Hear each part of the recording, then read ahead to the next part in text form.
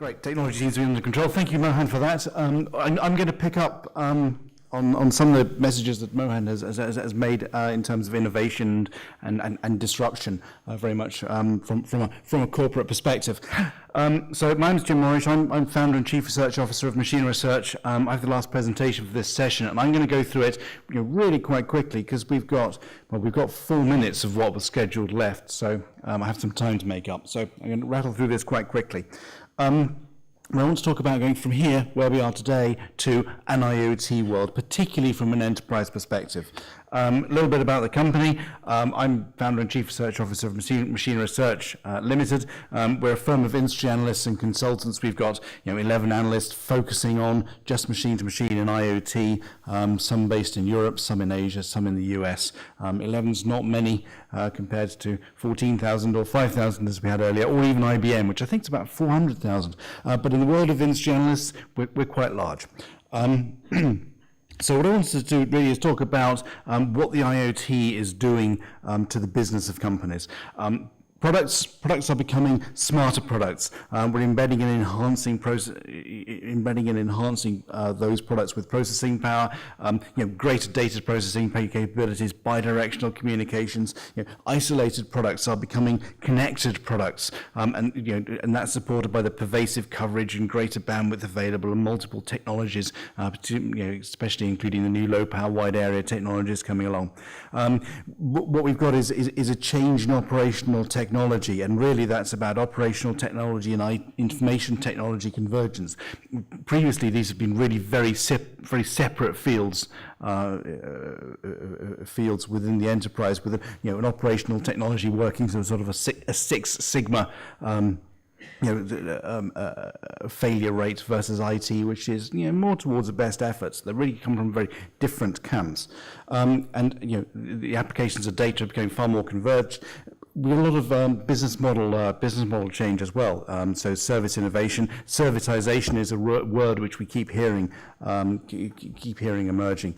And really what we're doing is products are designed and integrated with new services. And that means new business models. And the thing about new business models is that drives competitive advantage. And there's an interesting corollary to competitive advantage because there's kind of a compulsion as well. It's not just about one company developing new products and services in order to differentiate versus competitors. It's a competitive world. The competitors have got to neutralize that competitive advantage to actually to remain competitive and viable in the marketplace. So what you've got here is you've got an interesting there's an interesting carrot and stick. There's IoT as an opportunity to differentiate, but then there's a compulsion for all competitors in an industry to adopt IoT solutions. I just give the example of something like a connected usage-based insurance, automotive insurance product. At the moment, that's a reasonably new proposition. It's a competitive differentiator. Spin forward 10 or 15 years, it's almost inconceivable that there will be an automotive insurance company that doesn't have a usage-based product. All will be compelled to adopt some level of this connected product. And that's one of the dynamics which is underlying the IoT, is the compulsion to adopt and leverage this new wave of technology.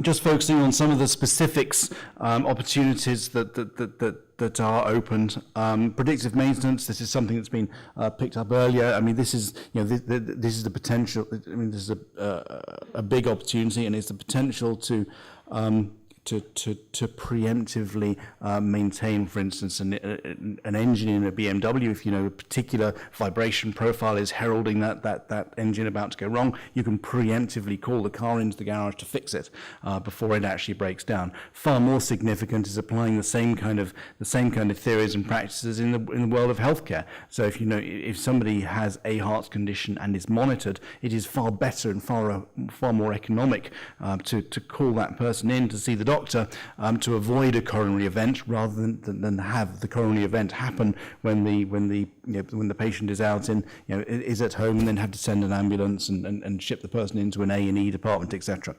It's also far better for the patient, of course, to avoid the event rather than be treated after it. Ongoing customer relations is a new concept. or it's a new concept which is being applied to sales of what were previously just standard goods, just standard hardware. There's an opportunity to build an ongoing customer relationship, and that means upselling, cross-selling, etc. It's quite a different relationship being built with clients. Business models, of course, are new business models. We've seen car sharing schemes, Zipcar, City Car Club, etc. These are just enabled by connectivity. Very hard to do these without connectivity in the IoT. And of course, data sharing is something new coming along, and we're beginning to see data sharing exchanges in a number of cities. Just putting, making information available to application developers and enabling those application developers to develop the applications that they see fit, and it's about exposing the data to a creative universe of people who make mashups with that, and some of those mashups will take on and be good ideas, and some won't. But it's a completely different way of developing applications within a smart city. What will the IoT require in terms of enterprises adapting to this new business environment? Well, scalability is key. I'm going to take a couple of examples here, and I'm going to compare a smart metering deployment with a virtual power plant. And a virtual power plant could be something which optimizes power consumption within a region or within a city. And the virtual power plant is an IoT concept, and smart metering deployment is an M2M concept. And really, the scalability of that virtual power plant is far more extreme because of the diversity and heterogeneity of assets which are pulled into it, and the optimization that's going on. Whereas the smart metering deployment is very much something that can be planned on day one. You know exactly how big the estate is that needs to be covered with these M2M connections, and it's a far more known concept, and far less variables in terms of size, in terms of what the devices might need to do, in terms of the communications of those devices, the applications they might be stitched into. And what you've got here is a fundamental difference in terms of the scalability of the solutions, the agility that's required of the solutions in terms of supporting applications that were unforeseen at the time of deployment of the solution, flexibility and uncertainty, and these things all feed together. And really underline the fact that agility is core to enterprise, to any deployment of enterprise IoT. Significant drivers and barriers of enterprise IoT. Basically, it's driven by success with previous deployments of M2M. The range and opportunities and benefits, the ease to deploy solutions, innovation in terms of what can be deployed, and data analytics tools. These things really drive the deployments. There are some barriers, basically around change management. Really, it's about changing processes within a corporation and challenging traditional best practices. The issues around data ownership and of course vested interests. I mean, you look at the implementation of supply chain monitoring from a supply chain which stretches from China to Europe. If you manage that chain efficiently with an M2M or an IoT collected solution, estimates suggest you can take about 50% of goods out of that supply chain that are sitting in the supply chain, and that's just then there's clear consequences in terms of improvements in working capital, but there's also clear consequences in terms of the goods that are shipped from the manufacturer at the beginning of that supply chain. So the clear vested interests always come into play when there's potential to increase the efficiency of solutions. In terms of sourcing ideas within the enterprise, or ideas can come from all sorts of places: brainstorming, benchmarking, classic BPM, BPR, enhancements of ongoing projects, workshopping, corporate strategic plans, huge range of internal sources, also external sources, interviews with external experts, consultants, dare I say it, industry analysts, customer interviews, RFIs that are received, and of course mystery shopping. Just circling back, in terms of the pull effects that are happening in the market and forcing companies to deploy IoT solutions. So there's many places that these ideas can come from for a corporation, and Yes. So, and of course, they need to be prioritized and analyzed in a way, in a way that's consistent with the corporate strategy.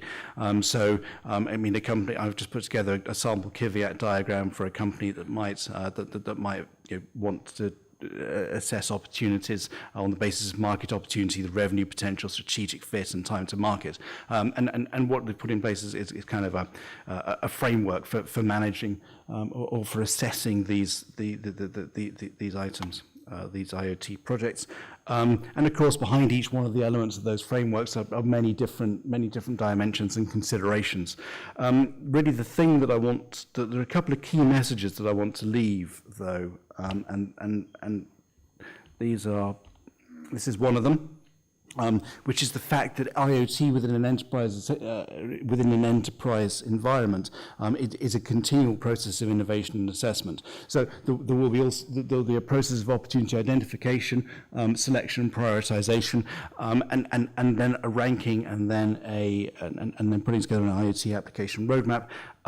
The thing is, as that roadmap is implemented, and as you go out and as you deploy these enterprise IoT solutions, the world it's a sufficiently early stage market that there are always surprises, there are always new information, there's always refinements on those ideas as they're implemented, and it's necessary to refine the ideas and put them back into the hopper of ideas, and there's this continual ongoing refinement and re-optimization of a roadmap, just as the enterprise IoT developments develops, and as IoT, the environment as a whole develops. So, constant process of innovation and assessment, and it should become a kind of an ongoing function of a company. The other key message that I want to leave behind is that I think I've stressed a few times that it's enterprise that drives the adoption of IoT, mainly through a competitive dynamic, and that's either to lead the market or by compulsion to keep up with the market. But I just want to make the point that actually it's consumers that are going to reap much of the benefit. So greater efficiency means better goods and services at lower prices. There are new products and services. Usage-based automotive insurance is a better dimensioned, better suited product, which is better dimensioned for the people who consume it. Smart metering supporting new energy tariffs, virtual power plants I've mentioned, the whole concept of servitization, and better use of existing resources, especially skilled manpower in fast developing markets, which is very much an Indian dynamic. So there's this huge competitive dynamic which is forcing the adoption or stimulating the adoption of IoT, but actually much of the dividend comes out in terms of consumer consumption and better dimensioned products and more efficient use of our resources. And those are the messages that I wanted to go through. And I ran through that very quickly to try and keep vaguely on time. Are there any questions to follow up on any of that from anyone?